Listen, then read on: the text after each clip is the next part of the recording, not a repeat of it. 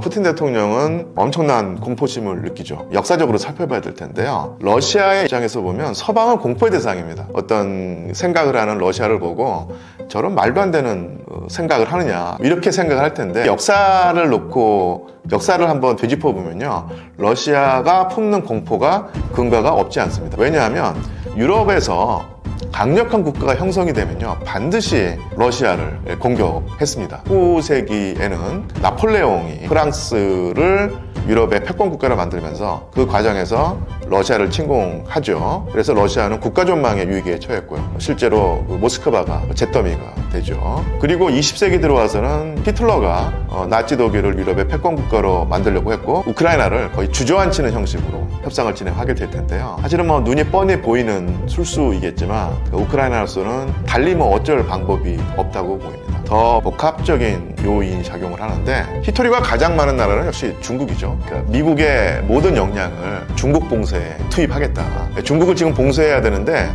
지금 유럽에서 우크라이나 러시아 전쟁 문제로 발목을 잡힐 수 없다. 그러니까 이런 어떤 초조감. 우크라이나의 나토 가입 문제는 왜 논란이 되고 있으며 미국과 유럽은 어떤 입장을 취하고 있나요?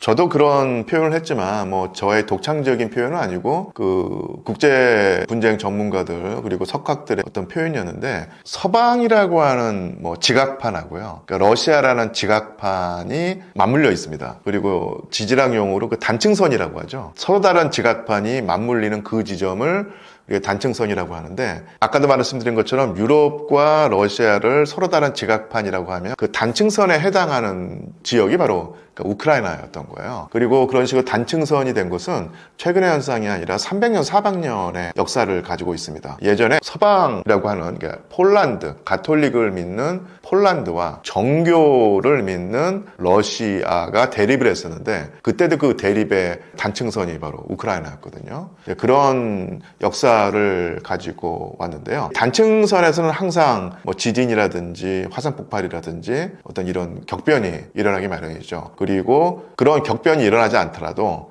서로 지각판이 이렇게 맞물리면서 어떤 다음 격변이 일어나는 에너지가 축적되는 상황이었을 텐데요. 이런 비유를 들자면 왜 우크라이나가 분쟁 지역이 되는가를 알 수 있을 텐데, 우크라이나의 동부는 친러시아 성향이 강했고 서부는 친서방 성향이 강했습니다. 그래서 서부의 친서방 우크라이나의 정치 세력이 러시아에게 완전히 우리가 벗어나기 위해서는 국가 안보를 지켜내야 되고, 그것은 철저하게 서방으로 가는 것이다. 가장 현실적인 그리고 구체적인 방안은 역시 나토 가입이었겠죠. 나토에 가입을 하게 되면 집단 안보 체제의 혜택을 받게 되니 러시아가 우크라이나를 쉽게 보지 못하고, 우크라이나 공격하면은 나토 회원 전체와 회원국 전체와 전쟁을 해야 되는 상황이니까, 그러니까 러시아가 우크라이나를 침공하지 못할 것이다 라고 생각을 하면서 상당히 오랜 동안에 공을 들여서 나토 가입을 추진해 왔습니다. 제렌스키 행정부도 마찬가지였고요.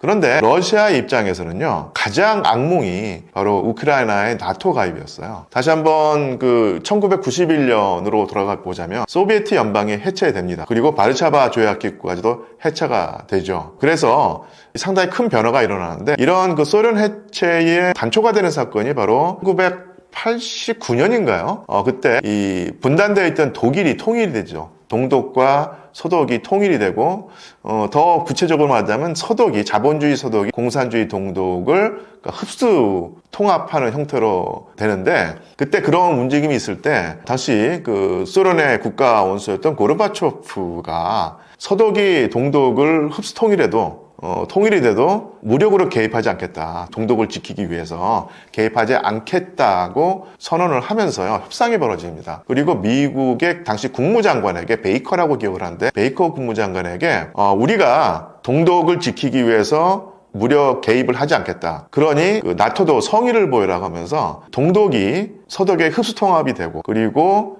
이 동유럽이 소련의 아니면 러시아의 세력권에서 벗어나더라도 나토라고 하는 군사 기구가 동쪽으로 절대로 확장되면 안 된다, 이런 요구 조건을 내걸었죠. 나토가 동쪽으로 확장하지 않는다면 소련 및 러시아가 반발하지 않겠다, 이런 요구를 했고요. 베이커 미국 국무부 장관이 약속한다, 그 나토는 동쪽으로 1인치도 더 가지 않겠다. 지금 그 선에서 계속 남겠다라고 약속을 했는데 그 이후로 10년, 20년이 지나는 사이에 이 미국은 그 약속을 다 깹니다. 그래서 단계적으로 동유럽 국가들이 차근차근 다 나토에 가입을 하죠. 이런 그 상황을 지켜보던 러시아 지도부는 뭐 옐친일 수도 있고 푸틴일 수도 있는데 엄청난 배신감에 시달렸습니다. 약속을 하고 전향적인 자세를 보였는데 쉽게 말해 뒤통수를 맞았다는 것이죠. 그러면서도 푸틴 같은 경우는 그나마 서방과의 우호관계를 유지하거나 아니면은 나름대로 뭐 성의를 보인다고 할까요? 그런 입장에서 발트 연안국가라든지 동유럽의 웬만한 국가들이 나토에 가입하는 거 그것은 주권국가의 결정이니 우리가 거기에 뭐라고 하지 않겠다. 단 두 나라만은 절대로 나토에 가입하면 안 된다. 이 두 나라까지도 만약에 나토가 회원국으로 끌어들인다면은 가만히 있지 않겠다고 경고를 해왔어요. 그 두 나라가 하나가 바로 벨라루스, 하나가 우크라이나였습니다. 벨라루스 같은 경우는 워낙 그 러시아와 그 밀착 관계이기 때문에 문제가 안 됐었는데 문제는 이제 우크라이나였죠. 우크라이나 같은 경우는 절반은 친러시아 성향이지만 서쪽 절반은 철저한 친서방 그리고 나토 가입을 희망하는 성향이었기 때문에 여기서 어떤 변화가 일어나서 우크라이나가 전체가 나토의 회원국이 되는 상황을 염두에 두지 않을 수 없었고 근데 결국은 2014년에 우크라이나의 급격한 그 격변이 벌어지게 되면서 친러시아 성향의 정치 세력이 크게 위축되고 친서방 성향이 계속 집권을 하게 됩니다. 여기서 푸틴 대통령은 엄청난 공포심을 느끼죠. 자, 이제 여기서부터 한번 러시아와 서방의 관계를 역사적으로 살펴봐야 될 텐데요. 러시아의 입장에서 보면 서방은 공포의 대상입니다. 그러니까 우리나라에서는 서방은 평화지향적인 세력이고 러시아는 호전적이고 팽창지향적인 세력이어서 러시아가 서방을 침공하면 침공했지 서방이 러시아를 침공할까? 그런 경우는 별 생각하지 않고요. 서방이 러시아를 침공할지 모른다는 어떤 생각을 하는 러시아를 보고 저런 말도 안 되는 생각을 하느냐 이렇게 생각을 할 텐데 역사를 한번 되짚어 보면요. 러시아가 품는 공포가 근거가 없지 않습니다. 그리고 어떻게 말하면 근거가 상당히 많이 있다고 보이죠. 왜냐하면 유럽에서 강력한 국가가 형성이 되면요 반드시 러시아를 공격했습니다. 19세기에는 나폴레옹이 프랑스를 유럽의 패권 국가를 만들면서 그 과정에서 러시아를 침공하죠. 그래서 러시아는 국가전망의 위기에 처했고요. 실제로 그 모스크바가 잿더미가 되죠. 그리고 20세기 들어와서는 히틀러가 나치 독일을 유럽의 패권 국가로 만들려고 했고 그 과정에서 소비에트 연방을 공격하고요. 4년 동안 전쟁을 치르면서 마치 그 소련은 인간의 상상을 초월하는 피해를 입습니다. 당시 소련의 인구 규모가 1억 9천만 명이었는데 그 중에서 3천만 명이 목숨을 잃는 4년 동안 잃는 그리고 부상자라든지 뭐 이런 걸 생각하면 상상을 초월하죠. 그러니까 이런 트라우마가 남아있는 거예요. 19세기에 나폴레옹이 20세기에 히틀러가 소련 및 러시아를 공격했으니 21세기에 미국이나 서방이 러시아를 공격하지 말란 법이 없지 않느냐 이런 공포심을 가지고 있다는 얘기입니다. 그래서 나토에 대한 어떤 원초적인 공포심을 가지고 있는 것이 지금 러시아 일반 국민 그리고 러시아 정치 지도부의 그 정서일 텐데 조금은 더 그 군사적인 얘기를 하자면요. 러시아가 서방의 공격을 막아냈습니다. 아시겠지만 나폴레옹과 히틀러 침공을 다 막아내죠. 엄청난 피해를 겪었지만 그 힘은 어디서 나오냐면요. 러시아가 가지고 있는 지형이라고 할까요? 그러니까 물론 인간적인 요소를 다 빼고 지형만 놓고 보자면요. 상당히 광활한 영토죠. 그래서 강력한 뭐 나폴레옹의 대육군이라든지 아니면 나치 독일의 독일 국방군이 동쪽으로 진격을 할 때 파죽지세로 진격을 합니다. 하지만 진격이 지속되면 될수록 이 보급로가 길어지죠. 그래서 보급이 어느 순간부터는 제대로 이루어지지 않고 그러면서 공격의 기세가 떨어집니다. 그때서야 러시아는 비축에 둔 힘을 투입해서 보급에 어려움을 겪는 침공군을 공격해서 밀어내는 방법으로 나라를 지켜왔거든요. 이렇기 때문에 러시아가 지금까지 살아남은 것인데, 이런 전술 전략을 쓰려면요, 러시아에게 그 적대적인 국가와 러시아 사이에 상당히 완충지대가 있어야 됩니다. 완충지대가 있어야지만 그런 전략 전술을 구사할 수 있다는 얘기인데, 2010년 요 무렵에 그 푸틴이 생각할 때 그런 서방의 공격으로부터 러시아를 지키는 완충지대가 바로 벨라루스하고 우크라이나였던 거예요. 그러니까 우크라이나를 만약에 뺏기게 되면 러시아의 전통적인 국가 방위 전략이 무용지물이 된다. 그래서 계산을 해보면 우크라이나가 나토 회원국이 아닐 때 나토 군과 그 모스크바의 거리가 1400km입니다. 그런데 우크라이나가 나토 회원국이 되면 우크라이나 안에 나토 군이 들어오겠죠. 그러면 나토 군과 모스크바의 거리가 700km가 되는 거예요. 700km면 아마 신우주에서 서울 거리 정도가 될 것입니다. 이런 식의 거리라고 하면 나폴레옹과 히틀러를 물리쳤던 그런 방어 전략을 구사할 수 없게 되는 것이죠. 그러니까 이런 그 상황 변화가, 그러니까 우크라이나가 나토에 가입하게 되면서 생기는 상황 변화가 그 푸틴이라든지 러시아 일반 국민에게는 악몽 그 자체였다는 얘기입니다.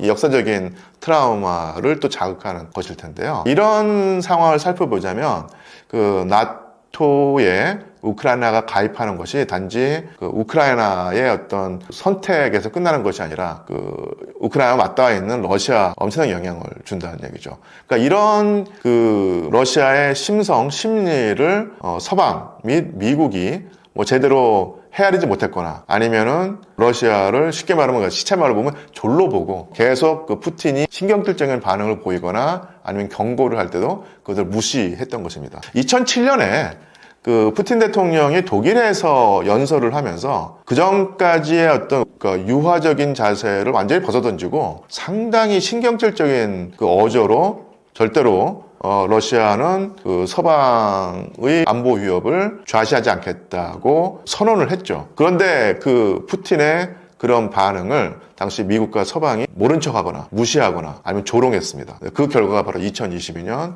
우크라이나 침공이었다고 할 수 있겠죠. 그래서 저는 다시 한번 역사를 공부하면서 그 전까지는 그냥 그 알고만 있었는데 2022년부터 2025년 올해까지 그 전쟁을 하는 걸 보면서 또 한 번 느끼게 되는 건데요. 러시아가 서방에 가지고 있는 공포심, 이것은 정말 대단하다. 또 한 번 느꼈고요. 또 하나가 서방이 러시아에 가지고 있는 어떤 뭐랄까요, 편견, 선입견, 아니면 이미지가 있습니다. 그것을 보통 루소포비아라고 하는데요. 러시아를 불신하고 러시아를 믿지 못하고 러시아는 우리와 다르다. 따라서 러시아는 우리 서방에 적대적이고 도저히 화해할 수 없는 국가다라고 하는 인식이 얼마나 서방에 강한가를 또 한 번 느끼게 되었습니다. 상당히 좀 설명이 길었는데 우크라이나 나토 가입 문제가 얼마나 그 파급력이 큰 쟁점인가를 한번 생각을 해보면 이 전쟁을 이해하는데 도움이 된다고 생각을 합니다. 최근 트럼프 대통령이 우크라이나와의 광물 개발 협정은 체결하는 동시에 대신 안전은 보장하지 않겠다고 했는데요. 이 협정은 어떻게 보시나요? 예, 그만큼 트럼프 대통령이 협상을 통해서 전쟁을 끝내는 기본 입장인데 그 기간을 엄청나게 단축하겠다는 거죠. 진짜로 빨리 속전속결로 이 전쟁을 끝내가지고 그러니까 미국의 모든 역량을 중국 봉쇄에 투입하겠다. 중국을 지금 봉쇄해야 되는데 지금 유럽에서 그 우크라이나 러시아 전쟁 문제로 그 발목을 잡힐 수 없다. 그러니까 이런 어떤 초조감 아니면 기본 전략이 이런 그 모습으로 나타나는 듯합니다. 그래서 우크라이나에게 안전 보장을 해준다는 것은 결국 그 젤렌스키가 요구하는 대로 뭐랄까요, 우크라이나를 나토 회원국으로 받아준다든지 아니면 뭐 평화유지군이라고 해서 미국이 직접 그 우크라이나 서부에 군대를 보내는 이런 형태일 텐데 이런 의제를 협상 테이블에 올리는 순간 러시아와의 협상은 아직 깨지든지 아니면 진행이 되더라도 지지부진해서 1년, 2년, 3년이 갈지도 모릅니다. 이렇게 되면 트럼프가 바라는 상황, 즉 빨리 발을 빼서 중국 봉쇄에 올인하는 이런 상황이 안 되겠죠. 그래서 우크라이나를 거의 주저앉히는 형식으로 협상을 진행하게 될 텐데요. 그때 뭐 달랜다고 할까요? 아니면은 트럼프가 그 내세우는 논리는 이걸 겁니다. 우크라이나와 미국이 그 자원 개발 등 경제 협력을 계속 키워나가면 우크라이나와 그 미국의 국익이 서로 맞물릴 것이고, 이 자체가 우크라이나의 안전을 보장해준다. 그렇게 우크라이나가 미국에게 중요하게 되면 어느 나라가 우크라이나를 건드리겠느냐, 미국이 무서워서. 이런 논리를 대면서 달랬겠죠. 사실은 뭐 눈이 뻔히 보이는 술수이겠지만 우크라이나로서는 달리 뭐 어쩔 방법이 없다고 보입니다. 또 하나, 이 히토류 개발을 하려는 미국의 입장에는요, 더 뭐랄까요, 그 복합적인 요인이 작용을 하는데, 히토류가 가장 많은 나라는 역시 중국이죠. 근데 미국에도 못지않게 많은 히토류가 있습니다. 그런데 그 히토류 개발 경쟁에서 미국이 중국에게 뒤처져 있는데, 이것은 자원 히토류 매장량의 문제가 아니라 중국은 적극적으로 히토류를 개발하는데 주저함이 없는데, 미국 같은 경우는 특히 내가 그 전에 그 민주당 행정부였기 때문에 히토류를 그 개발하고 캐내면요, 환경오염이 엄청나다고 그래요. 그래서 미국으로서는 자국에 있는 히토류를 개발해서 감당할 수 없는 환경오염을 감수하기보다는 외국에서 히토류를 캐내고 재련해가지고 가져온 것이 남는 장사로 판단을 했던 것입니다. 그랬는데 그 외국에서 히토류를 충분히 개발하기가 쉽지가 않았는데, 이제 우크라이나가 그것이 된 것이죠. 그래서 우크라이나의 히토류를 개발하면 미국에 있는 히토류를 보존하는 효과도 있고, 또 미국의 환경오염을 막는 효과도 있고, 이렇게 돼서 우크라이나의 히토류를 개발하자고 하는 것인데,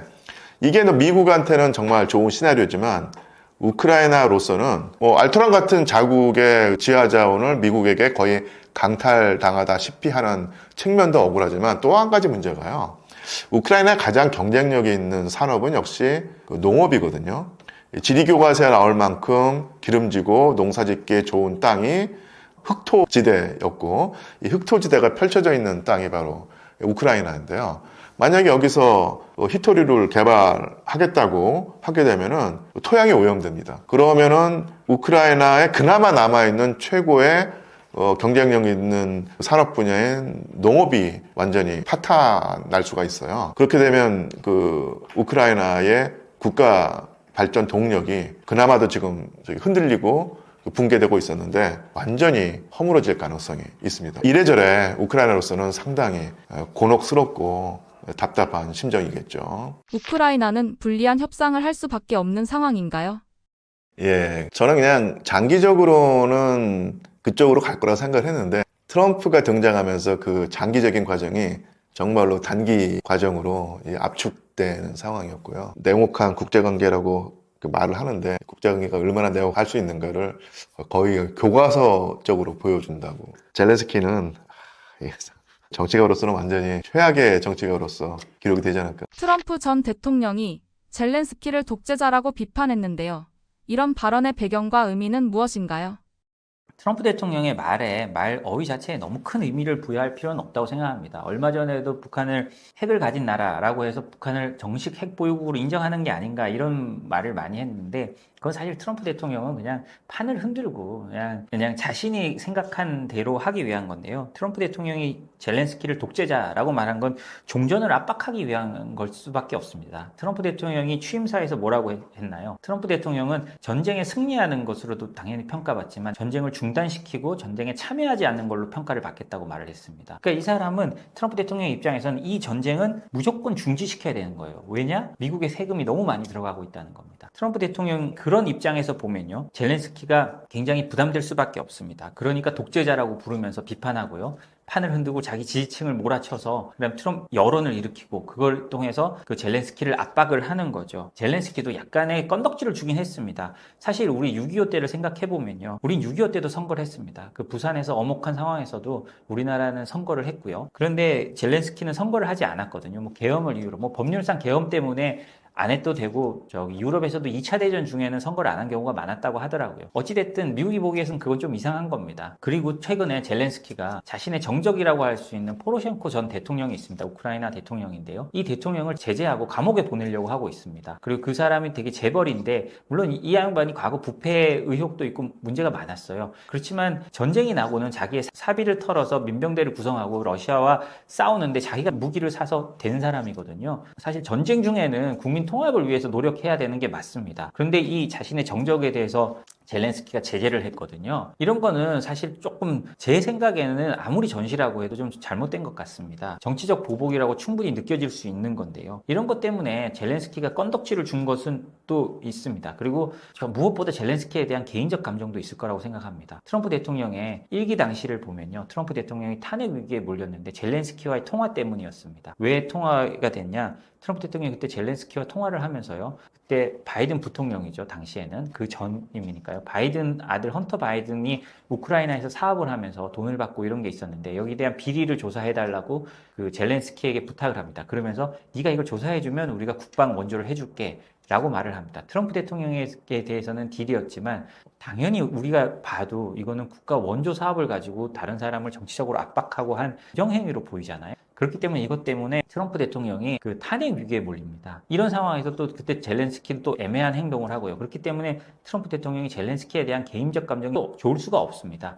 물론 이것 때문만은 아니겠지만요. 트럼프 대통령이 어찌됐든 거액의 1,700억, 1,400억 달러, 이게 통계에 따라 좀 다르던데 거액의 미국의 세금이 들어간 이 전쟁을 빨리 멈추고 싶어 하는 것은 트럼프 대통령의 생각이고요. 이걸 멈추게 하기 위해서 트럼프 대통령은 어떤 수단이든 쓰려고 할 겁니다. 트럼프 대통령의 이러한 발언에 대한 미국 내 반응은 어떠한가요? 당연히 반응이 특히 야당 쪽에서는 좋지 않습니다. 척 슈머 민주당 상원 원내대표가 있는데요. 미국 대통령이 친구로부터 돌아서서 푸틴 같은 폭력배를 편드는 것을 보는 것은 바라보기 역겹다라고 말했고요. 유럽에서의 모습은 더 격앙돼 있습니다. 트럼프 대통령이 미쳤다, 우리 편이 아니다, 푸틴 편이다 이런 말도 하고요. 점잖은 그 영국의 정치권 이런 데도 키어 스타머 영국 총리는요. 젤렌스키 대통령에 대해서 우크라이나에서 민주적으로 선출된 지도자라면서 트럼프 대통령에게 정면 반박했고요. 올라프 숄츠 독일 총리는요. 젤렌스키 대통령의 정통성을 부정하는 것은 잘못되고 위험한 일이다 라고 말을 했습니다. 그런데요. 이거는 비판하는 사람이고 유럽의 거지 미국 여론이 중요하잖아요. 전체적인 여론을 보면 크게 안 움직였습니다. 미국 여론이 보면 트럼프 대통령의 국정 지지율은 10%에서 48% 정도로 떨어진 정도고요. 이거는 이 사건이나 이 발언이 미국인들의 감정선을 건드릴 만한 건 아니었다는 겁니다. 그래서 크게 문제가 없고 트럼프 대통령의 지지층들은 전혀 흔들리지 않고 있다고 하는 거니까요. 트럼프 대통령은 아마 이런 식으로 해서 계속 우크라이나를 압박할 겁니다. 니들 빨리 전쟁 그만둬야 된다. 내 말 따라라. 내가 러시아랑 협상할 텐데 그 협상 안 나오면 니들도 따라야 된다. 안 그러면 돈 안 줘. 이런 게 트럼프 대통령의 그냥 명확한 거거든요. 그리고 왜 미국 여론이 잘 안 움직이느냐, 그리고 트럼프 대통령이 이렇게 나가느냐를 생각해 보면 트럼프 대통령의 지지층을 보면 알 수 있습니다. 트럼프 대통령이 1기 때도 마찬가지고 2기 때도 마찬가지인데요. 그 스윙 스테이트라고 하죠. 스윙 스테이트에서 트럼프 대통령이 이길 수 있는 가장 큰 원동력은 스윙 스테이트의 카운티별로 따져보면 이라크하고 아프가니스탄 전쟁, 테러와의 전쟁이죠. 이런 게 쭉 이어지면서 전사자가 많은 곳일수록 트럼프 대통령에 대한 지지율이 높습니다. 미국인들은 더 이상 전쟁하고 싶어 하지 않습니다. 너무 오랫동안 전쟁을 했습니다. 2차 대전 이후에요. 6.25, 베트남전, 그다음에 이라크전 계속 전쟁이 수십 년간 끊이지 않고 있었습니다. 우리는 잘 모르는데요. 미군 사망자를 집계하는 웹사이트 이런 데 가면 매일 전사자가 올라옵니다. 근데 미국 사람들은 이제 더 이상 우리가 왜 남의 나라를 위해 죽어야 하느냐에 대한 근본적인 의문을 갖고 있는 겁니다. 이건 사실 조금 이해해 줄 필요가 있습니다. 그래서 그 트럼프 대통령이 명분은 어찌됐든 전쟁을 멈추려고 노력한다는 데 대해서 미국 특히 백인 중산층, 백인 고졸 갈 곳 없어서 저임금자리 서비스업을 하려다가 군대를 갔던 사람들 이런 사람들이 한 표를 주고 있는 겁니다. 이제 그만하자. 라는데 미국인들이 공감하는 게 크기 때문인 거거든요. 물론 트럼프 대통령이 젤렌스키를 독재자라고 부르고 우크라이나 전쟁을 자기 마음대로 끝내려 한다는 건 비난받을 만한 측면이 분명히 있습니다. 그게 없다는 게 아니고요. 그렇지만 미국 국내의 사정을 봤을 때 그리고 국내 그 트럼프 대통령의 지지층을 봤을 때 그건 어쩔 수 없는 면이 있고 그 사람들에게 공감을 받는 게 있다는 겁니다. 우리가 여기서 옳다 그르다 말을 하면 끝이 없습니다. 그거는 정치인들이나 학자들이 하는 말이고요. 기업이나 일반인들은 그럼 이렇게 변해갔을 때 우리가 어떻게 적응해야 되느냐를 따지는 게 맞을 것 같습니다. 젤렌스키 대통령의 지지율에 대한 트럼프 대통령의 주장과 실제 지지율은 어떻게 다른가요? 트럼프 대통령은요, 젤렌스키 지지율이 4%라고 했는데요. 뭐, 사실 그건 말도 안 되는 얘기죠. 전쟁 중인데, 전쟁은 지도자가 4% 지지율이면 그 전쟁을 이끌 수 없죠. 근데 작년 12월 우크라이나 여론조사를 보면요, 젤렌스키 지지율은 한 52% 정도 됐다고 합니다. 전시라는 걸 감안하면 사실 52%도 크게 높은 건 아닙니다만, 그래도 4%라는 건 말이 안 되죠. 근데 이거는 트럼프 대통령이 그 의도적으로 이렇게 말을 한다는 걸 저희가 알아야 합니다. 예를 들자면 워싱턴 포스트 팩트체크 팀에 따르면요, 트럼프 대통령은 재임 기간 중에 거짓말이나 사실을 오도하는 주장을 3573회를 해가지고요, 하루 평균 21건의 거짓말을 했다고 합니다. 이건 트럼프 대통령이 특유의 과장법이 들어가는 거거든요. 그리고 임기 마지막 해에는요, 하루 평균 39회를 했다고 합니다. 특히 마지막에 이제 대선 랠리를 하면서는 수많은 이제 과장법을 사용하거든요. 사람을 공격할 때도 굉장히 모욕적으로 말을 합니다. 조 바이든 전 대통령에 대해서는요, 선거 유세할 때 슬리피 조 바이든이라고 했어요. 이렇게 잠 오는 사람을 왜 뽑냐, 이런 겁니다. 트럼프 대통령은 항상 그런 식으로 그 별명을 붙이고요. 그 사람에 대해서 약간 모욕적으로도 대합니다. 그렇기 때문에 이건 트럼프 대통령의 특유의 화법이라고 생각해야지, 그 4%라는 데 맞춰가지고 이거 틀렸어 라고 하면 트럼프 대통령을 좀 잘못 읽고 있다고 생각을 합니다. 그렇기 때문에 물론 트럼프 대통령을 항상 다루다 보면 가지는 딜레마인데요. 저걸 과연 그러면 어디까지 용인해 줘야 될 것인가 라는 겁니다. 물론 사실 일반적인 상황에서는 그런 지도자가 있는 나라가 잘 없죠. 그리고 저도 사실 개인적으로 그렇게 말하는 게 진짜 옳다고 생각하지는 않습니다. 그렇지만 미국 국민들이 그 사람을 한 번도 아니라 2번이나 뽑았어요. 그거는 트럼프 대통령이 가지고 있는 생각, 그 세계관에 사람들이 좀 동의를 한다는 거거든요. 그럼 미국의 변화를 알아차려야 하고요, 우리가 그 변화에 맞춰가야 합니다. 미국과 우크라이나의 광물 협정이 우크라이나와 러시아 간의 분쟁 및 국제사회의 대응에 어떤 영향을 미치고 있나요? 광물 협정이나 우크라이나를 놓고 미국과 러시아가 사실상 미국이 독단적으로 하는 협상을 보면요, 트럼프 대통령의 특징이 또 그대로 보입니다. 그 미국의 협상단이 보면 그 국무장관과 국가안보보좌관을 제외하고는 두 분은 정치인입니다만 스티브 위트코프 중동 특사가 들어갔거든요. 이 사람은 부동산 사업가 출신입니다. 그러면 전문 외교관이 하나도 없는 거예요. 물론 뭐 그 밑에 외교관들이 다 받쳐주고 있지만 그 협상단 안에 사실상 사업가가 핵심 역할을 하게 되는 겁니다. 그럼 러시아 쪽은 어떠냐? 러시아 쪽은 외교관 2명을 보내고요. 외무부 장관이나 외교관 2명이 가고, 나머지 한 명이 누구냐? 키릴 드미트리예프라고요. 골드만삭스 출신의 국부펀드 회장입니다. 러시아 직접 투자 펀드 회장인데요. 이걸 보면요, 그 둘이 주고받는 게 뭔지 알 수 있습니다. 드미트리 그 회장이요, 나중에 NIT나 이런 데 보도된 걸 보면요, 미국 협상단에 이런 걸 제안합니다. 이 북극해에 있는 원유 같이 개발하자. 이런 거를 휴전협상이 종전협상 나와가지고 같이 개발하자는 걸 말하는 거예요. 이거는 순전히 주판알로 돈 넣고 돈 먹는 칩게임을 하는 겁니다. 이 칩게임을 하면서 서로 그 종전 휴전 협상을 하고 있는 거거든요. 물론 우크라이나 입장에서는 정말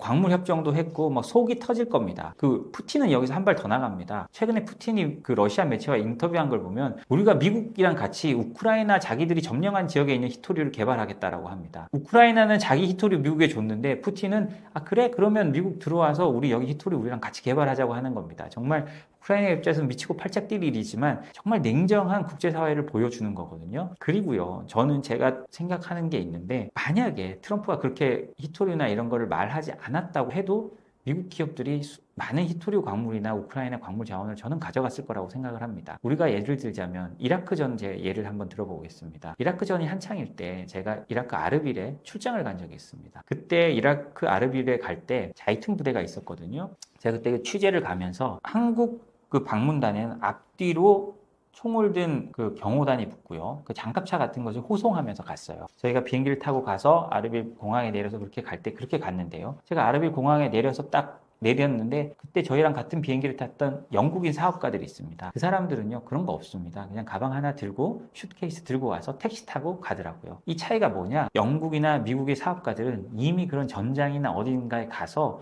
자원을 개발하고 이런 거에 대한 도 같은 사람입니다. 어떻게 생각하면 제국의 DNA가 있는 거죠. 한국은 그때 김선일 씨 사건이라고 어떤 참수 사건이 일어났어요. 그러니까 모든 비즈니스를 끊고 뭐 거기에 대해서 진짜 안전이 최고다 이런 식으로 움츠르고 있을 때 그 사람들은 수십 명의 참수 사건이 났지만 그런 식으로 시장 개척을 하고 있었던 겁니다. 그러니까 우리랑 약간 DNA가 다른 거죠. 그래서 결과적으로 어떻게 됐느냐, 쿠르드 지역, 그 아르빌 지역, 그 쿠르드 지역 석유나 어떤 개발권을 한국이 우리는 자이툰 부대를 보냈으니까 많이 딸 수 있을 거라고 굉장히 기대를 했는데요. 사실 우리 국내 정치적 문제도 있었지만 우리나라 거의 못 땄습니다. 그 다 어디로 갔느냐, 미국, 캐나다, 영국 이런 나라들로 다 광물 자원 개발권이 갔거든요. 그때도 느꼈지만 그때 그런 걸 하면서 진짜 우리는 사실 가장 안전한 지역에 상징적으로 군대를 보낸 거고요. 다른 나라 사람들은 정말 전투를 하면서 어려운 지역에 군대를 보낸 나라들이 사실 그 다 먹는 겁니다. 그럼 우크라이나를 보면 어떻겠습니까? 가장 돈 많이 된 나라가 직접적으로 지원한 나라가 어디입니까?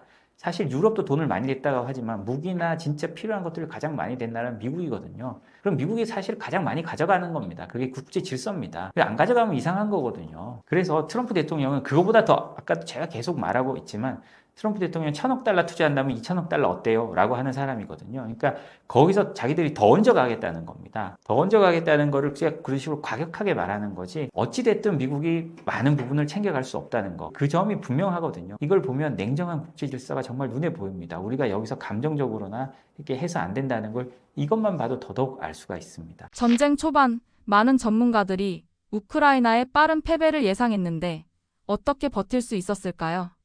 사실을 전문가들 이야기한 게 잘못 전해졌는데요. 그 이야기가 마크 밀리 미국 합참의장이 한 말입니다. 사실은 이제 이후에 전쟁을 오래 끌어서 이제 좀 무능하다 러시아군들이 이런 비난을 위해서 이제 서방에서 러시아가 한 말이라 했는데 이거 사실이 아니고요. 저 이야기는 기록이 다 있으니까. 그리고 이제 전쟁하기 전에 한 20일 전에 이제 벨라루스의 루카센코 대통령이 전쟁하면 우크라이나야 3, 4일에 무너질 것이라 이렇게 말한 적은 있습니다. 그리고 2014년도에 푸틴이 키예프까지 가는데 2주일이면 된다고 말한 적이 있습니다. 그래서 어쨌든 우크라이나가 버텼다기보다는 러시아가 소모전을 택했다고 보면 됩니다. 초기에 마리우폴 이런 데를 보시면 그 마리우폴이 굉장히 어려운 지역인데 그거를 한 5월 달에 대부분 끝내거든요. 그러니까 5월 20일에 끝이 나는데 한 석 달 만에 정말 대규모 공단, 우리 같으면 뭐 포항제철 같은 그런 그 시설에 전쟁을 하는데 그 들어가가지고 이제 다 소탕을 해버리죠. 이스라엘이 가자 지구를 이렇게 하는 거 보면 1년 지났는데 다 부쉈는데 아직까지 하마스가 건재하지 않습니까? 그거하고 비교하면은 러시아가 엄청나게 전쟁을 잘한 거죠. 그래도 우크라이나도 굉장히 잘 싸운 겁니다. 초기에 우크라이나 전력은 굉장히 좋았습니다. 오랫동안 훈련도 받고 사기도 받고. 그런데 어쨌든 소모전을 택하면서 이제 러시아가 희생을 줄이지 않게 나와야 되겠다 이렇게 간 게 굉장히 크고요. 그리고 나토의 무기를 지원하는 것은 이제 쳐다보고 있는 러시아의 관점은 그 무기가 나토 국가가 가지고 있는 것보다 우크라이나에 소모하게 하는 게 낫다. 이런 관점이 있습니다. 그래서 전쟁에서 여러 국면에서 러시아는 계속 우크라이나를 이렇게 끌어들이거든요. 함정을 파놓고 끌어들이고 하는 그런 관점에서 러시아가 소모전을 택했다는 게 이제 굉장히 중요한 포인트고요. 그래서 우크라이나가 버텼다기보다는 뭐 우크라이나도 군사력이 막강했죠. 나토 국가에서 미국 빼고 터키 빼고 뭐 터키하고 비슷한 정도로 군사력이 셌다고 보면 됩니다. 물론 터키는 우수한 장비들이 많이 있기는 하지만 군사력도 크고요. 그 정도로 막강한 군대가 전쟁을 했다 이렇게 보시면 돼요. 그 다음에 서방 언론에서 최근에 이제 USAID 폐쇄 비슷하게 하면서 서방 언론이 USAID를 통해서 우크라이나의 정보전을 지원해주고 내러티브전을 위해서 서방 주요 언론에 돈을 지급한 사실을 이제 최근에 폭로가 됐죠. 그래서 우크라이나 언론은 전부 다 USAID에서 지급하고 있고요. 그래서 뭐 90% 예산을 준다고 그랬죠. 그리고 BBC 같은 데서도 USAID가 줬죠. 그래서 이런 것들이 이제 계속되면서 이 전쟁이 소위 말하는 내러티브 워페어, 그 내러티브전을 사용했다. 그래서 우리가 언론에서 보도하는 거하고 현실은 상당히 차이가 났고요. 그 다음에 이제 우크라이나 정보국, 72정보국이죠. SBU라 그러는데 이 활동이 상당히 광범위합니다. 지금도 러시아군들은 가장 걱정하는 게 뭔가니까 그 자기 SNS 계정에 블로그를 가장해서 여러 가지 막 그걸 합니다. 그러면은 공작을 하면은 보이스피싱 당한 것처럼 속기도 하고 막 그러거든요. 그래서 이제 이 전선의 러시아군들이 이상한 정보가 오면 이게 SBU에서 한 건지 실제인지 이거 확인한다고 시간도 걸리고 이 정도로 정보전이 좀 활발하게 하고 있다는 것이고요. 북한군 포로도 SBU의 작품이죠. 그리고 우크라이나의 통신 기반망은 스타링크가 제공하고 있습니다. 뭐 이게 없었으면 2년 전에 이미 전쟁 끝났을 겁니다. 그 백본 자체가 그 통신망 자체가 스타링크 없으면 전쟁이 안 되는 그런 상황이니까요. 그리고 전쟁에서 굉장히 중요한 그 표적에 대해서 표적을 타격하는 것들은 미국의 글로벌 C4ISR망이 제공한 거죠. 그러니까 우리 긱스라 그러는데요. 우리 한국도 뭐 이제 이렇게 들어와 있고 이런데 위성이나 이런 여러 가지를 가지고 표적 정보를 주는 거죠. 그렇지 않으면은 우크라이나가 무슨 수단이 있어서 러시아군이 어떤 위치에 뭘 하고 있는지 태세 파악도 전혀 못하고 깜깜이 상태로 해야 되는 것이거든요. 그래서 이게 우크라이나군 자체로 했다기보다 미국이 깔아놓은 미국과 나토를 통해서 깔아놓은 여러 가지 그 이네이블러 속에서 우리가 이네이블러라고 그럽니다. 그 속에서 하는 거죠. 예를 들자면 우리가 자동차 몰고 이 밖에 내비게이션 켜고 나갈 때 우리는 내비게이션 하나만 틀면 되지만 실제로는 GPS 위성이 돌고 있지 않습니까? 그리고 그 위성 정보를 받고 그 통신회사나 내비게이션 서비스 회사에서 각 차량들로부터 받은 빅데이터를 처리해가지고 실시간으로 우리가 정보를 주지 않습니까? 그러니까 우리는 단순하게 내비게이션 하나나 전화기 하나를 가지고 가지만은 거기에 깔려있는 네트워크나 정보 처리 장치는 엄청나죠. 그게 없으면 우리가 뭐 다시 지도 부하가면서 이제 운전을 해야 되는 상황인데 전쟁도 마찬가지입니다. 미국이 깔아놓은 C4ISR 정보망, 위성부터 시작해서 글로벌 호크, 뭐 온갖 탐지 수단과 전자전 수단과 그리고 공중에서 떠서 지상 표적에 이동하는 걸 잡아내는 무빙 타겟 인디케이터 같은 MTI 그런 것들 다 제공해주기 때문에 가능한 거죠. 그러니까 우크라이나는 몸만 가지고 싸우는 겁니다. 그러니까 할 수 있는 거죠. 만약에 그게 없으면 우크라이나군이 아무리 전투 능력이 뛰어나도 현대전을 자체적으로 수행할 수 있는 능력을 갖춘 군대는 전혀 아닙니다. 우크라이나는 몸으로 싸우고 미국이 나머지 다 제공해줬다. 그러니까 우크라이나 같이 형편없는 군대를 러시아군이 왜 못하냐 이런 식으로 생각하는 건 잘못된 거죠. 사실 미국이 싸우는 것보다 우크라이나가 더 잘 싸웠다고 볼 수 있습니다. 그러니까 미국 병사보다 우크라이나 군의 개개 병사의 능력은 더 나았을 수가 있거든요. 아까 4단계 설명했는데 초기 전투력은 굉장히 우수했습니다. 뭐 그런 걸로 생각하시면 되고요. 젤렌스키 대통령의 리더십이 전쟁에서 차지한 역할은 무엇인가요? 예, 우리 언론에서는 젤렌스키가 상당히 지도를 갖춘 사람으로 나왔는데 이것도 이미지 메이킹에 불과하고요. 젤렌스키는 역사 이래 뭐 최악의 지도자 중 하나라고 볼 수 있죠. 아마 가장 최악의 지도자일 수 있습니다. 여튼 어리석은 판단으로 나라를 전쟁에 끌고 나가가지고 지금 남은 게 뭐가 있습니까? 인구의 절반이 뭐 절반은 아니지만 뭐 절반 가까이 30~40%가 나라를 떠났고 100만 명 이상의 젊은 남성들이 사망을 하거나 부상을 당하거나 지금 우크라이나를 대를 이어갈 남자가 없어요. 그야말로 씨가 말랐습니다. 어째 보면 지금 병력이 부족해가지고 18세에서 20세 남자까지도 이제 군에 지원하라고 하는데 지원하면 미화로 한 24,000불을 지급한다고 합니다. 우리 돈으로 뭐 3,500만 원 이상 되니까 우크라이나는 엄청난 돈이죠. 우크라이나가 굉장히 못 사는 나라거든요. 1인당 국민 소득이 5,700불인 나라인데 그러니까 뭐 4배를 주는 거 아닙니까?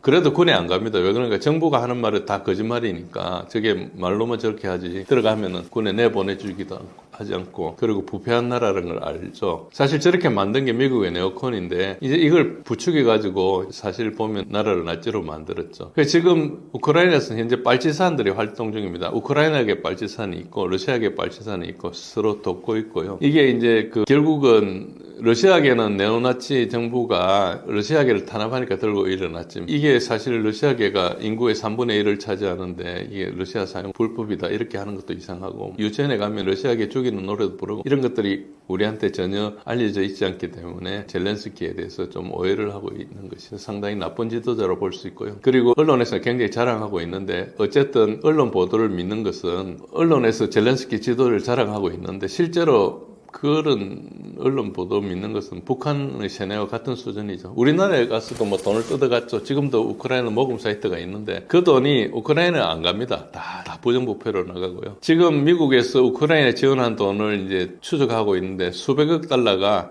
카리비아에 있는 유령 계좌로 흘러 들어간 걸 조사하고 있죠. 그 돈이 오면 다 빼돌립니다. 그래서 그 실체를 이야기하면 지도를 이야기를 못하죠. 우크라이나 젤렌스키가 독재자고 네오나치와 협력을 해서 권력을 유지하죠.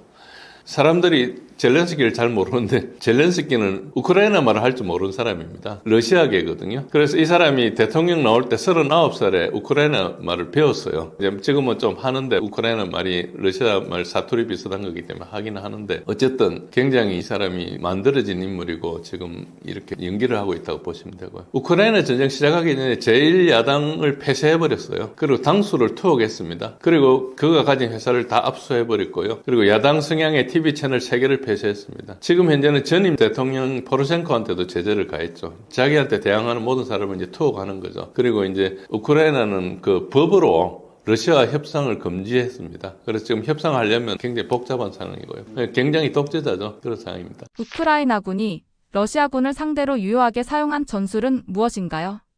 우크라이나군이 러시아군에 비해서 싸우는 방법이 상당히 좀 모자랐어요. 군의 깊이가 좀 달랐는데 그 대신에 우크라이나가 지금 굉장히 잘하는 것 중에 하나가 드론입니다. 드론은 러시아하고 우크라이나가 그 시소 관계가 있는데요. 상당히 러시아가 앞서갔기도 하고 처음에 또 우크라이나가 드론은 좋았습니다. 드론이 상당히 좋았고요. 그래서 드론이 계속 진화 중인데 앞으로 전쟁이 거의 드론으로 이루어지지 않을까 이럴 정도로 하고요. 왜 우크라이나가 드론을 계속 구사할 수 있는가 하니까 FPV 드론이나 드론을 자체 생산하는 능력을 구축해 놓은 상태고요. 이게 간의 수구금 형태로 여러 군데 분산해서 제조하니까 러시아가 위치 파악을 못해서 생산 시설을 타격하지 못하고 타격했다 하더라도 또 뭐 금방 이전해서 많이 만들 수 있습니다. 그래서 이게 드론이 쉬워졌고 또 만들 수 있고 이렇게 이제 되고 있고요.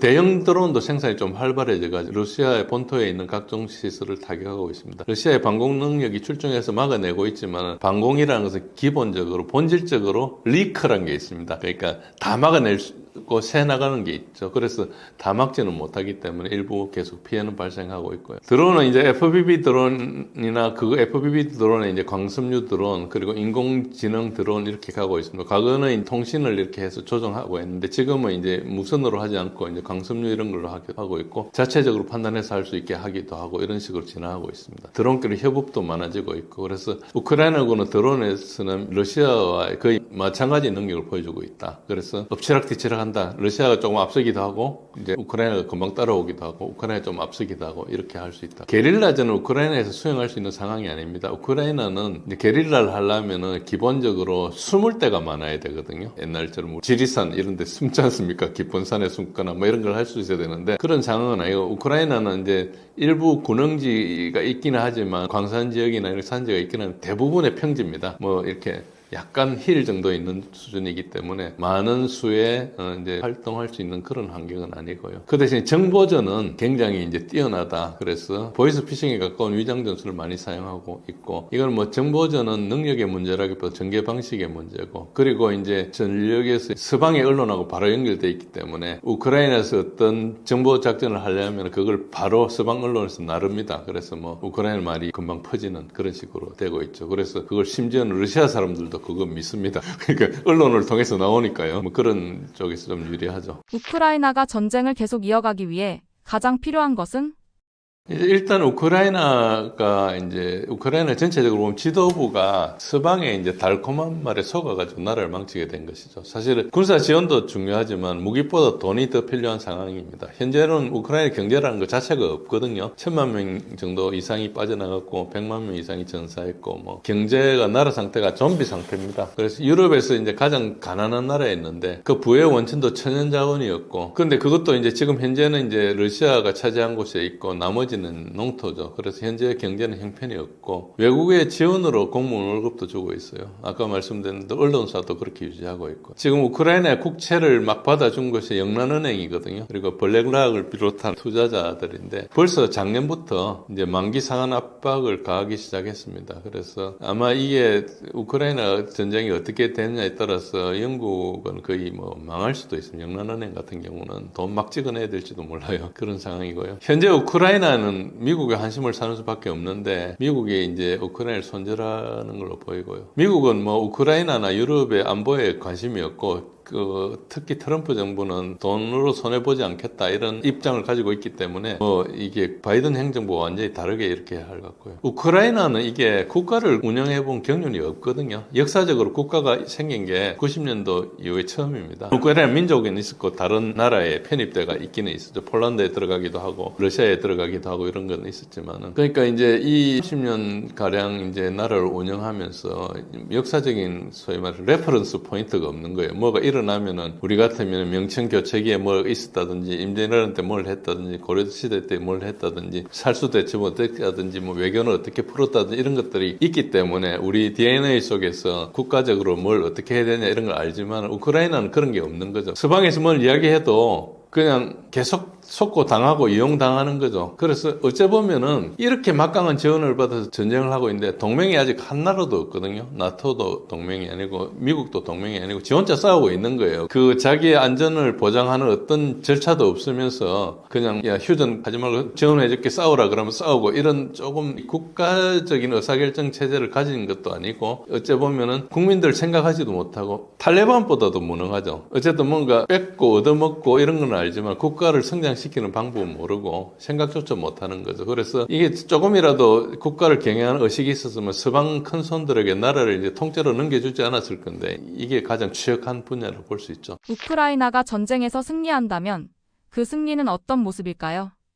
지금 전 세계가 달려들어도 전황을 바꿀 수는 없습니다. 뭐 그렇게 하려면 전 세계가 러시아를 상대로 선전포고를 해야 되고 그게 뭐 가능하지는 않겠죠. 그리고 그렇게 하더라도 러시아는 세계 최대 핵 보유국입니다. 우크라이나가 전쟁에서 이긴다 이거는 불가능하고요. 이제 우크라이나는 비현실적인 최종 목표보다는 현재 정권을 교체해서 나라의 입장에서 보면 이 네오나치를 뿌리 뽑아야 됩니다. 이게 나라에 극한의 해를 미치고 있는데 권력을 잡아가지고 이제 나라를 갈아먹고 있는데 이제 극혐주의 이게 이제 나라 발전에 해가 되죠. 사실은 우크라이나의 러시아계랑 우크라이나계가 사이가 나쁘지 않았어요. 서로 결혼도 하고 뭐 사돈 팔촌은 다 뭐 이렇게 서로 러시아계고 이렇게 뭐 우크라이나계고 이렇게 되고 있었는데 어째 보면 한 사촌, 팔촌 뭐 이 정도 뭐 친척 정도의 관계인 국가였어요. 그런데 이게 이 전쟁을 하면서 서로 간에 막 죽이고 하니까 상처가 쉽게 치유되지가 않겠죠. 어쨌든 우크라이나는 민주주의 국가가 아니고 민주주의 국가가 될 재력도 없습니다. 이번 전쟁으로 이제 국민들이 상당히 갈라지게 됐지만은 젊은 남자가 없는데 무슨 미래가 있겠습니까? 그래서 건강한 노동력을 전쟁터에 갈아 넣은 이 사람은 또 지도 책임 안 지고 그냥 연기만 하고 결국 도망갈 겁니다.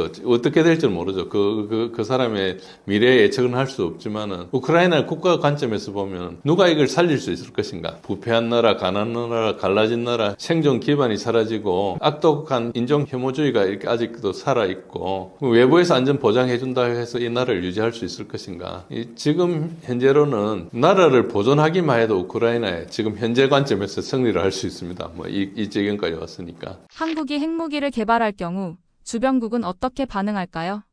우선 저도 한국 사람으로서 우리가 핵무기를 가졌으면 좋겠습니다. 다만 각을 세워서 해서는 안 된다. 미국을 설득을 해서 우리가 핵무기를 가짐으로 해서 우리도 좋고 미국에게도 좋다는 것을 설득을 해야 된다는 게 첫 번째고요. 두 번째는 우리도 핵무기를 가지려면 책임 있는 그러한 국가가 돼야 되겠다 하는 겁니다. 북한 같은 국가가 핵무기를 가진 것만도 불안해 죽겠는데 그러한 시스템을 갖추지 못하고 핵무기를 갖고 있다 그러면 과연 한반도가 더 안전한 곳이 될 것인가 하는 의구심을 갖고 있기 때문입니다. 그래서 이런 것들이 우리가 반드시 가져야 된다는 게 제 생각입니다. 자체적인 핵무기를 갖는다면 아마 5,000년 역사 동안에 우리가 또 다른 나라의 영향을 받는 이런 거로부터 그 독립을 얻을 수 있을 거라고 생각합니다. 현재 미국 정가에서는 우리가 자체 핵무장하는 것을 굉장히 반대하고 있습니다. 그러나 서서히 핵무기를 갖는 것이 왜 그렇게 나쁘냐 하는 얘기도 많이 나오고 있습니다. 우리가 책임 있는 국가라는 것을 보여주는 것이 굉장히 중요한데 최근 들어서는 이러한 것이 흔들리고 있습니다. 정치인들이 똑바로 해야 될 이유입니다. 빨리 회복해야 되는데 여러분 아시다시피 믿음을 놓치는 것은 금방이지만 회복하는 것은 이건 보통 어려운 일이 아닙니다. 나이를 먹을 만큼 먹었지만 젊은 사람들에게 이러한 부담을 주고 이 세상을 떠나서는 안 된다고 생각합니다. 젊은 사람들도 빨리 정신을 차려야 될 그런 부분도 있습니다. 그래서 이런 핵무기를 책임 있는 국가라는 것을 우리가 잘 보여야 될 필요가 있습니다. 우리가 핵무장을 하게 되면 대만도 영향을 받을 겁니다. 일본 사람들은 한 15% 정도만 핵무기를 갖고 싶어 한답니다. 이유는 그들이 핵무기의 피해자였기 때문에 핵무기에 대한 굉장한 그 심적 부담과 거부감이 강해서 일본 사람들은 그렇게 갖고 싶어 하지 않는다고 합니다. 우리가 핵무장을 하면 일본이 어떻게 나올지는 아마 일본의 전문가도 잘 모를 것 같아요. 어떤 사람들은 핵무기가 미국도 있고 한국도 있으니까 우리는 더 안전하다. 이렇게 일본 사람들이 생각할 수도 있을 거고 일본에서도 우리도 핵무장을 해야 되겠다. 이렇게 생각하는 사람도 있을 수가 있을 것 같습니다. 그때 가봐야 알 것 같습니다. 다만 핵무기를 갖고자 하는 욕망이 굉장히 커질 것 같습니다. 그렇지 않아도 지금 불안해 죽겠는데 한국도 갖는다 그러면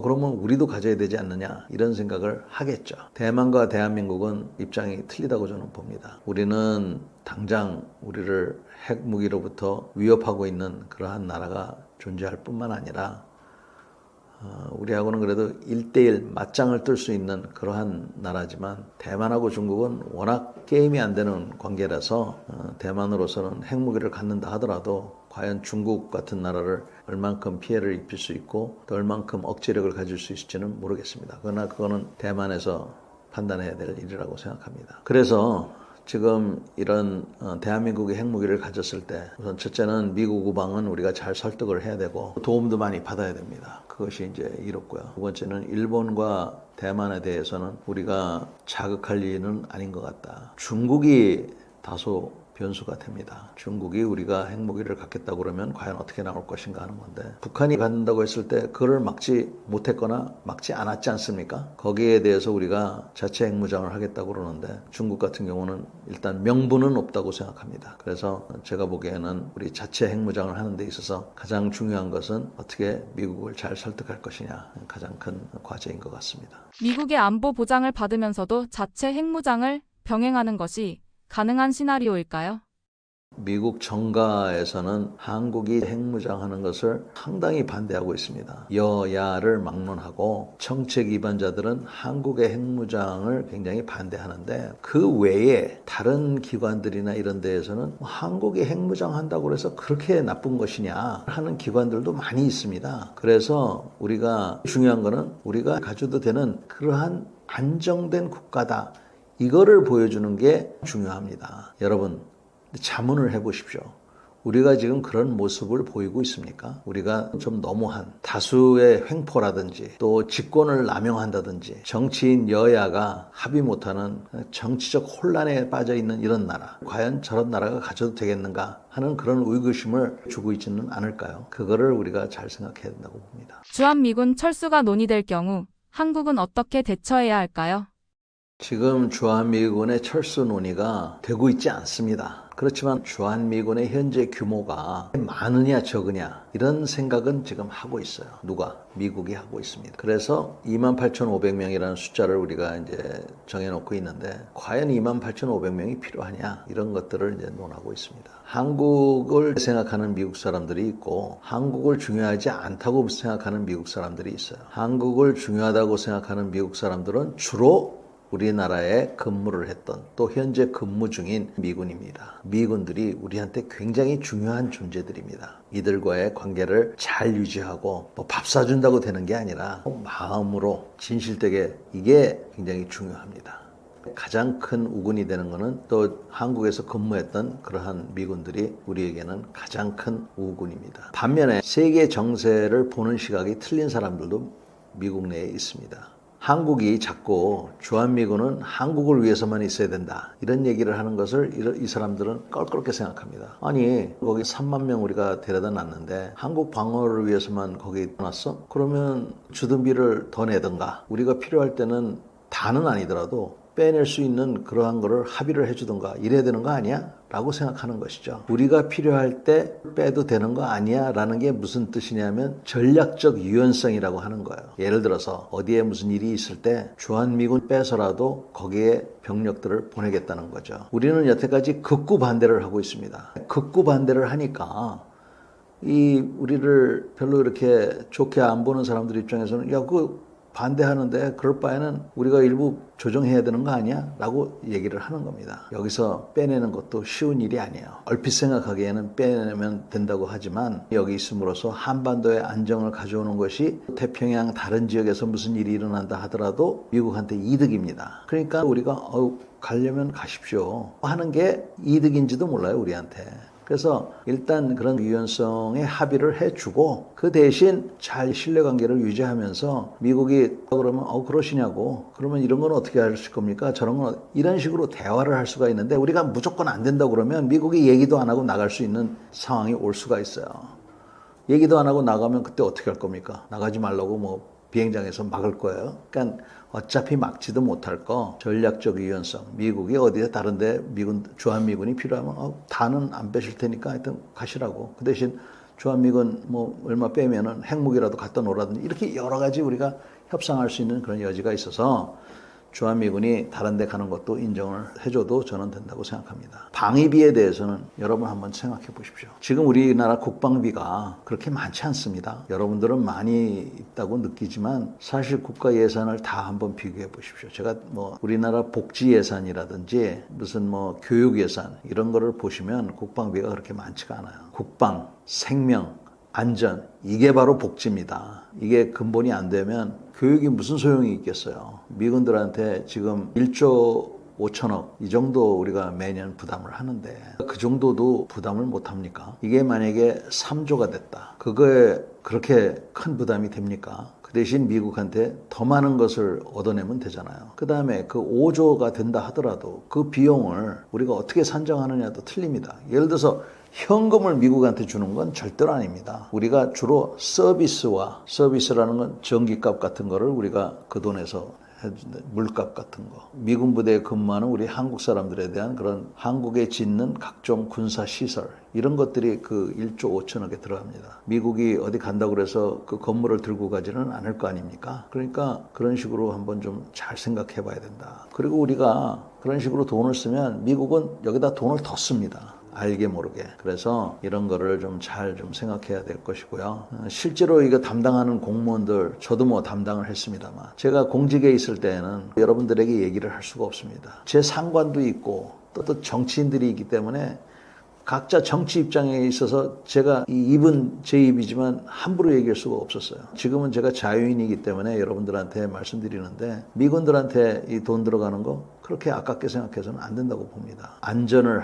보장받는 북한은 물론이고 다른 나라로부터 안전을 보장받을 수 있는 거기 때문에 왈가왈부할 필요는 없다고 봅니다. 미국에서 터무니없이 많이 달라고 한다 그러면 그거는 수용할 수 없죠. 또 뿐만 아니라 달라고 그러면 도대체 어디에 쓸 거냐 하는 것도 우리가 좀 따져봐야 될 것이고요. 근데 가장 중요한 거는 우리 지킬 수 있는 그러한 능력을 배양하는 것이 가장 중요하다고 저는 생각을 합니다. 한반도의 평화를 유지하면서도 북한의 핵 위협에 대응할 수 있는 가장 현실적인 방법은 무엇일까요? 북한의 핵 위협에 가장 현실적으로 대처할 수 있는 방법은 굳건한 상태에서 우리도 핵무장을 하는 거라고 생각을 합니다. 그래서 북한이 100발을 만들면 우리는 200발을 만들고 북한이 200발을 만들면 우리는 400발을 만드는 겁니다. 이렇게 하다 보면 위기상황을 맞이할 수도 있죠. 그러나 그 위기상황을 잘 극복을 한 다음에 북한하고 앉아가지고 당신네 몇 발 갖고 있어? 우리 500발 있다. 거짓말을 하겠죠. 그럼 우리도 500발 있는데 너무 많다. 대화를 하면서 그 어느 누구도 승리할 수 없다는 것을 이해를 하고 그렇게 해서 긴장 상태를 낮추고 서로 공존할 수 있는 이러한 거를 찾아야 되는데 이게 쉽지가 않습니다. 왜? 김씨 일가를 중심으로 해서 정치 체제를 갖고 있는 한 우리하고는 너무 차이가 나는 거예요. 지금 여러분들 중에서 김정은이 밑에 가가지고 살고 싶은 사람이 누가 있습니까? 일부는 있는 것 같아요. 주한미군 철수를 주장하시는 분들 이해가 안 됩니다. 저는 대한민국을 부정하는 사람들 그 사람들은 그러면 결국은 이 남한을 어떻게 하겠다는 거예요? 김정은이 밑에서 살겠다는 겁니까? 그러니까 이런 사람들이 있기 때문에 우리로서는 굉장히 조심을 해야 된다고 생각합니다. 우리가 힘을 갖춘 상태에서 북한하고 공존하는 방법을 앞으로 미래 세대가 생각을 해야 될 겁니다. 그렇게 보면 북한의 체제가 그 내부 모순으로 인해서 존재하기가 쉽지 않아서 이게 아마 큰 과제로 남지 않을까 이렇게 생각합니다. 한 가지 제가 꼭 말씀드리고 싶은 게 있습니다. 우리가 만약에 핵무기를 갖게 되면 누군가가 얘기할 겁니다. 핵무기 가졌는데 군대가 왜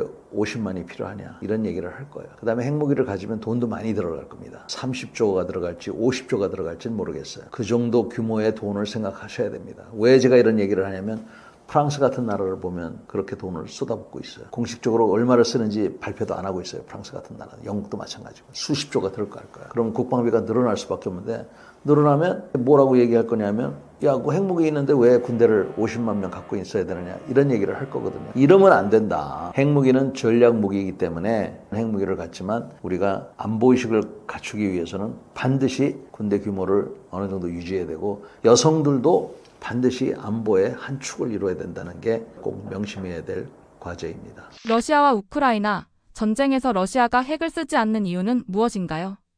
우선 러시아는 핵무기를 쓸 수 있다고 얘기를 했고 핵무기를 계속 시험하고 있고 위협을 가하고 있는 것이죠. 말로 쓸 수 있다 위협을 하고 있고 또 능력이 있다는 것을 과시하고 있습니다. 그럼에도 불구하고 핵무기를 쓴다고 하면은 핵무기를 쓰게 되면은 이것이 국제적으로 본인들의 고립을 초래한다는 것을 알고 있습니다. 그러니까 핵무기를 쓰겠다고 한 위협이 먹혀 들어갔지만 지금은 서방 세계에서도 야, 쟤네들이 뭐 저렇게 위협을 하고 뭐 하곤 있지만 핵무기 쓰는 게 쉽지 않다는 것을 이제 느끼고 있죠. 그렇다고 해서 핵 전쟁의 위협이 완전히 사라진 것은 아닙니다. 핵 전쟁이라고 하는 것은 점점 더 가능성의 범주에 들어와 있고 우리를 위협하고 있습니다. 특히 북한 같은 나라가 뜬금없이 핵무기를 쓸 가능성은 그렇게 크지 않지만 핵무기를 갖고 과도한 자신감을 통해서 엉뚱한 판단을 할 수 있다고 봅니다. 특히 대륙간 단도탄을 만들어서 미국을 위협하다가 혹시 뭐 잘못된 메시지를 줬을 때 그때 엉뚱한 판단을 할까봐 가장 크게 염려를 하고 있습니다. 인류는 핵전쟁으로부터 이제 벗어났고 핵무기를 줄이는 그러한